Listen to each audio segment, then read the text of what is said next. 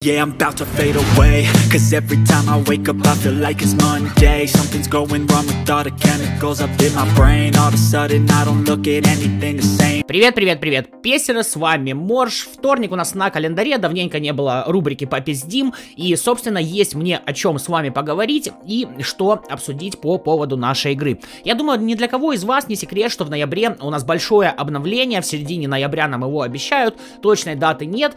И главное, что там будет, это, наконец-то, у всех футболистов изменятся клубы, ну, я имею в виду обычные версии футболистов, конечно же, на те, в которые они перешли, потому что у нас уже было обновление, поменяли не всем. В общем, Konami, как всегда, делает это все через задницу. И, само собой, именно поэтому я говорил, что я думаю, что у нас будет сброс прокачки игроков. Сейчас я объясню вам, почему я так думаю, почему я так считаю.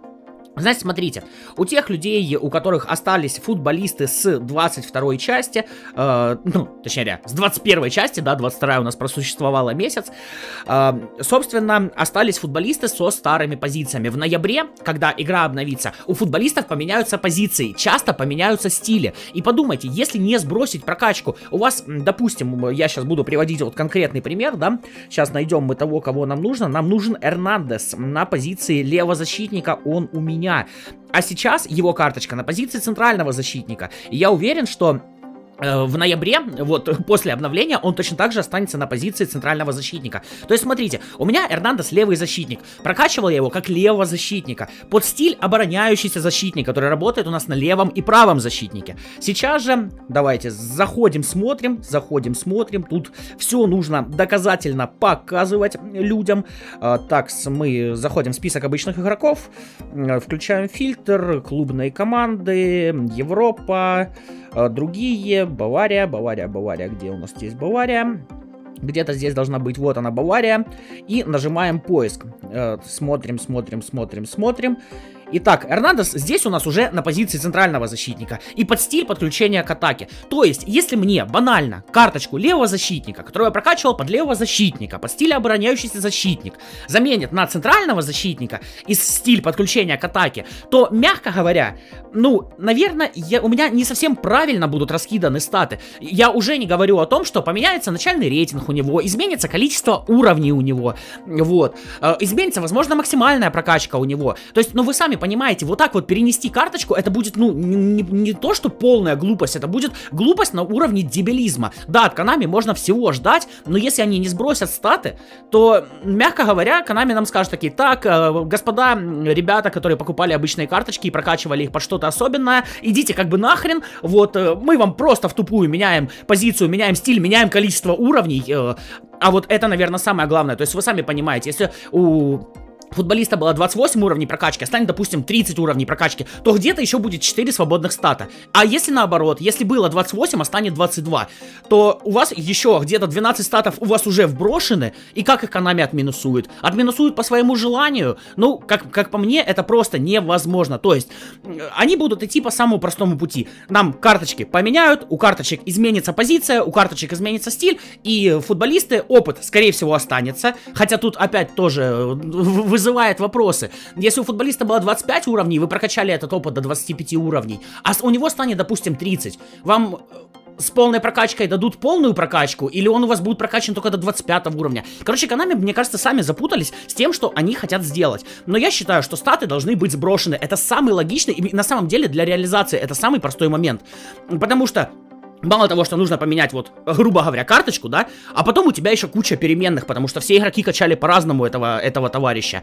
Это слишком сложно чисто в техническом плане, поэтому я абсолютно уверен, что после большого обновления в ноябре на обычных карточках, по крайней мере, будет сброс прокачки. Почему я уточняю, что на обычных карточках? Потому что нам писали про фиалки, да, которые мы прокачивали, что они изменяться не будут, то есть они останутся такими, как и были. Хрен его знает, Konami, сами понимаете, всегда нам рассказывает что-то очень странное, что сложно для понимания, вот, и я, по крайней мере, делаю выводы из того, что я слышу. Дальше. Что мне хочется увидеть в обновлении в ноябре, да, я уже немножечко заговариваюсь, это, конечно, ивенты. Потому что, ну, сейчас это хроническое издевательство идет. Если в четверг у нас еще более-менее интересные ивенты добавляются, то добавление ивента в понедельник, J-лиги, с 3-звездочным контрактом, ну, типа, это выглядит вообще просто полным отрывом от реальности. Я понимаю, вы хотите продвигать свою интереснейшую J-лигу, вы делаете контент для своих, но, мое мнение, контент для своих нужно делать, когда контента в игре и так уже до хрена. Когда и так в игре очень-очень много всего, то, пожалуйста, делайте контент для своих, просто еще как дополнительно. А когда ваш контент для своих, это единственный контент, который вводят нам в понедельник, и в это все мы должны играть до четверга, это проходится за 2 матча, за 2 мать его матча. Понедельник, вторник, среда, у нас 2 матча, вот, ну, из того, что, где можно играть. Я считаю, что это, ну, просто, это уже космос. И за это еще и дают 3-звездочный номинальный контракт. То есть, по сути, за этот 3-звездочный номинальный контракт ты можешь взять только игрока J-лиги. Нахер он тебе нужен? Ну, как бы, для японцев, окей, хорошо. Для нас, ну, как бы, мягко говоря, оно нахрен не надо. И при этом меня удивляет, ну, давайте говорить по-честному. Вот сейчас те же самые сборные, там, Таиланд, Малайзия, окей. Ребята в этих регионах, возможно, возьмут себе какие-то сборные, но и то не все ребята. Вот я с Украины, ну я честно, за все время игры в PES я ни разу не забирал сборную Украины. Ну потому что нахрен она мне нужна. При этом, если выпустить какой-нибудь Реал условный, да, то его будут собирать и в Малайзии, и в Индонезии, и в Украине, и в Беларуси, там, ну и так далее, и так далее, и так далее. Потому что за этот клуб болеют по всему миру. За сборную Малайзии болеют только в Малайзии, и то не все. Ну как бы так. Поэтому, опять же, я не совсем понимаю здесь логику Konami. Хотя, возможно, она какая-то есть. Но для меня пока что это абсолютно недоступно. Идем дальше. Ивенты в любом случае нужно менять. Ивенты в любом случае нужно добавлять. Тем более у нас впереди чемпионат мира. У Konami есть лицензия на чемпионат мира в Катаре. Дайте, блин, что-нибудь интересное. Дайте реально...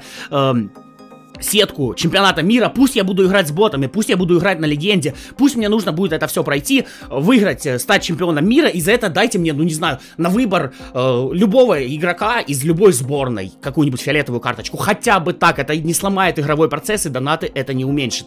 Почему я вообще, в принципе, все это рассказываю? Ну, вот реально, как с эпиками вышло, да, и как вышло с командой недели, ну, с командой недели это изначально было, с селекциями. Я так недельку хорошенько порассказывал, что нужно 7 стилей делать по 90, а потом хренак, и это сделали. Понятно, что я не... я даже и не думаю, что Konami меня смотрит. Ну а вдруг проканает, ну а вдруг они что-то это услышат. Дальше. Хотела сказать по патчам. Сами знаете, в 21-й части у нас были патчи в не очень хорошем состоянии, в 20-м они были в лучшем состоянии и так далее. Само собой, люди хотят играть формами и командами, которые реально существуют. Но когда у нас даже английская лига выглядит, извините меня, вот так вот, это хорошего нам не добавляет и людей в игру не привлекает. Почему же патчи сейчас не выпускаются? Дело не в том, что даже люди не хотят это сделать. Есть люди, которые готовы потратить большое количество времени, сделать патч и выложить его. Но Konami в 23-й части, ну, с 22-й начиная, в 23-й тоже, они настолько закрыли систему, настолько много всего обрабатывается именно на сервере, что этот патч просто невозможно сделать. При этом для ПК патчи есть, а для мобилки хрен там, люди не могут через это прорваться. Вот вы... Я думаю, тоже замечали, когда заходишь в игру, иногда вот эти вот картинки не сразу же прогружаются. Знаете почему? Потому что эти картинки грузятся с сервера. Ну, то есть, Konami вот настолько это все закрыли. И зачем они это закрыли, я абсолютно не понимаю. То есть, по сути, патч — это серый контент. Konami к нему отношения не имеет. Хорошо, вы не можете купить эти лицензии. Пусть люди сделают. Мы спокойненько скачали и спокойно играем с эмблемами, с которыми мы хотим играть. Это и для вас плюс, вам не нужно покупать эти лицензии. И для игроков плюс то, что они все-таки играют под эмблемой Манчестер Сити условного, да, или эмблемой любого другого клуба, под которым они хотят играть. Но Konami опять у нас идет по каким-то непонятным дорожкам. Ладно, что нам еще обещали? Нам обещали уже зимой карьеру. Собственно, в PES Mobile. Да, она будет платная, я сразу это скажу. Konami тоже сразу про это говорили, чтобы люди не удивлялись. Спасет ли это что-то? Как мне кажется, ну, не особо. Я играл в карьеры, там, начиная где-то с 13, 12, 11 PES, я даже не помню с какого. И, честное слово, ну, с сезона 4-5 я откатывал в эту карьеру, дальше мне становилось неинтересно. То есть, на какой-то момент она займет игроков. Но дальше, то есть, постоянно в нее играть все равно не будешь. Поэтому карьера — это такое себе. Ну и последнее, о чем я хотел поговорить, это про вранье Konami. Как вы знаете, у нас у всех есть Konami ID, который привязан к аккаунту. Собственно, этот Konami ID можно связать с аккаунтом на плойке или на ПК, и, в общем-то, там единственный счет, который у нас становится общий, это eFootball поинты. А Konami нам обещает кросс-платформу. Вот у меня вопрос. В кросс-платформе, при том, что вот Konami ID это как бы наш логин и пароль.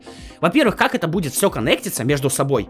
Поэтому, в принципе, наличие на то, что на один Konami ID привязан и ПК-шный аккаунт, и мобильный аккаунт, это, мягко говоря, вызовет огромные технические проблемы именно в варианте кросс-платформы. Ну и второе, что по поводу кросс-платформы хочется сказать, что, ребят, у нас до сих пор, ну, не такая физика и не совсем тот движок, как на ПК и на консолях. И объединять это нужно только в том варианте, когда у нас реально станет вот прям тот движок и прям та же физика.